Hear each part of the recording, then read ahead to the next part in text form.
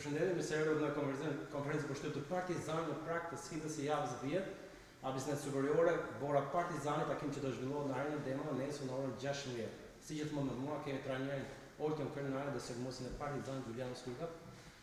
Mund të vijojmë me pyetjet tuaja, e fillojmë me trajnerin Krenare, më pas Profesor, vini nga një humbje në derbi kundër skuadrës së Dinamos, më thuaj që luani një ndeshje shumë të rëndësishme në rival direkt sa takon pavesë të klasifikimit që është Bora. Si është gjendja psikologjike dhe fizike e skuadrës në një takim fenomenal? Siç e thatë edhe ju, vim nga një ndeshje humbur me Dinamo, që edhe e kemi theksuar edhe ditën e ndeshjes në analizë, u vendosën disa episode. Ana psikologjike e djeve sigurisht është e mirë, nuk është janë edhe ata të vetëdijshëm për potencialin që kanë.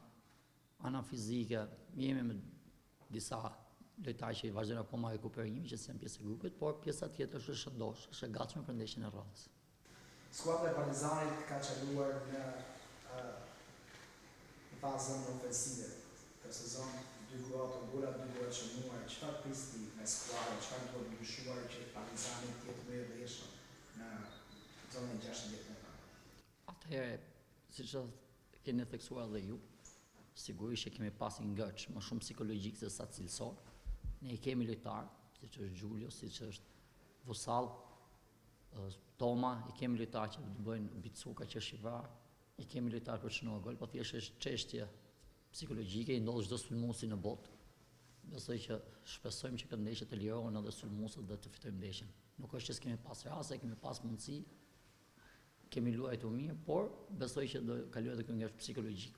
Bora për ti është nacional profesor, është ka treguar që mund të befasojë her pas here. I duani kundërshtarit, në qenë se është një skuadër e rritur për sukses, debutuese dhe që u dëntoi pse jo, dhe ajo të marrë pikë të rëndësishme për të shpëtuar. Sigurisht, Bora bën detyrën e vet, është një ekip që duhet vlerësuar, ka bërë mirë deri tani, të themi të drejtën. Por ne e kemi parë tashmë ekipet nuk janë me diferenca shumë të mëdha.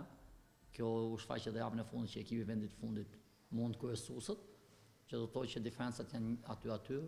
Ndeshjet fiton ai që merr më shumë me 2 luftimet, fiton 2 luftimet dhe shpirti i garës, që shpresoj të jetë shumë më shumë nga ne se sa nga Bora këtë ndeshje.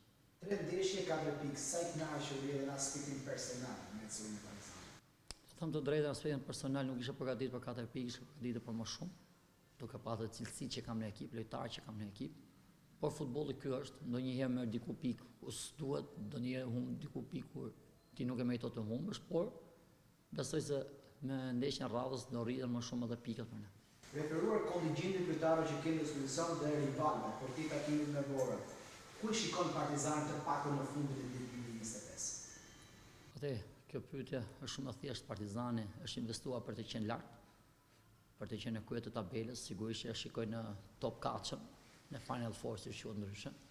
Dhe thjesht është një ngërç që duhet kaluar një fitore e radhës dhe besoj do fillojë në ritmin e vet të gjithë ekipit. Giulio, takimi me Borën, a ndoshta ka ardhur momenti për të zhvilluar, për të shënuar dhe për të marrë atë petën e lirit siç edhe jeni këtë skuadër? Përshëndetje. Çdo ndeshje futen për të shënuar, nuk është se do të jem patjetër 100% me Borën. Çdo ndeshje janë fut 100%.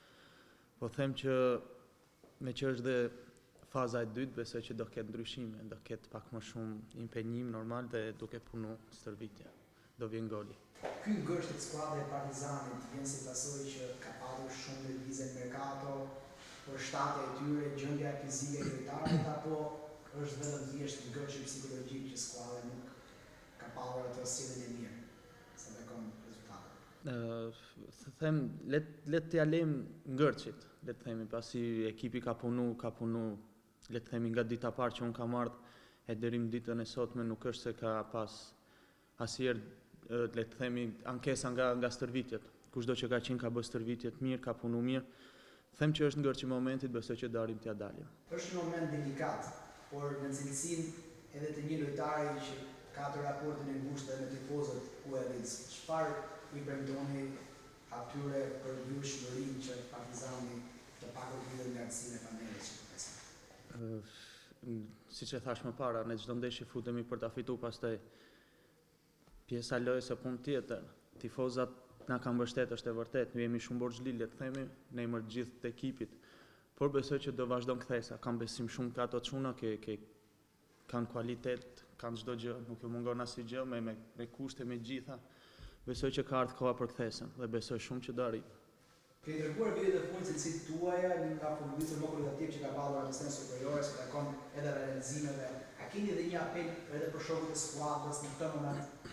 Jo, thjesht e din që ka ardhur koha që të jemi aty ku duhet. Kam punu të gjithë pa përjashtim në mënyrë shumë të mirë. Thash, besoj që është në Gërç, t'ja lëm Gërçit, do arrim t'ja dalim.